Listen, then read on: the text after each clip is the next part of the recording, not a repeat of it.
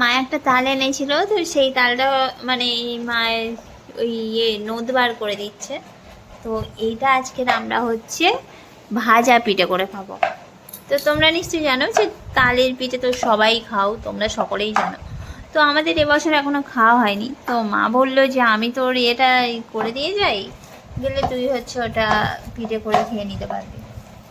আর আমাদের দেখো না চুবড়ি নেই বলে সেই জন্য কি দিয়ে থালা দিয়ে মাছ এনে দিচ্ছে, কিছু করার নেই। মানে এটা সাধারণত চুবড়ি দিয়ে করতে হয়, তো নেই তো কি করা যাবে। হ্যাঁ, তাল ছানা আলাদা পাওয়া যায় না। ওই তো কুমারা জল করতে দিবি।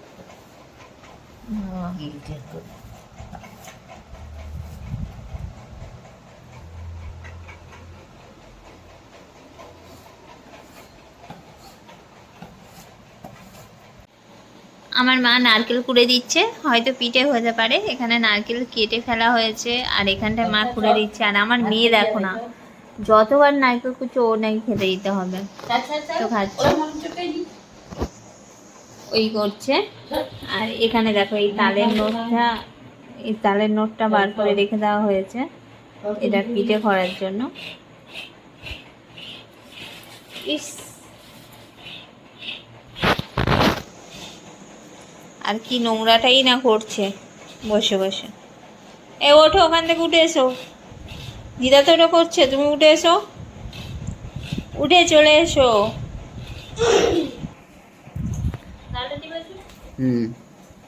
কতটা কি দেবো সুজি? ও কতটা 50 হবে? ওই যে সুজি 100 মতন দেবে না, 50 দেবে? তুমি দেবে, আমি তো মা জানি না। আর একটু তো থাক।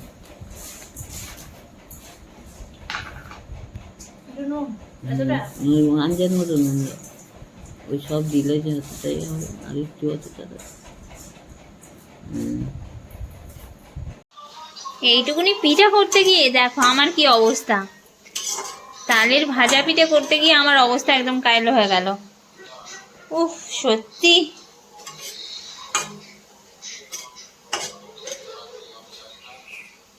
আমি ফার্স্ট টাইম করছি, কি জানি কেমন হবে। যাই হোক, নিজেরাই খাবো যখন, অসুবিধা নেই। আমরা পিঠে খাই, তোমরা কে কে খাবে চলে এসো। টাটা।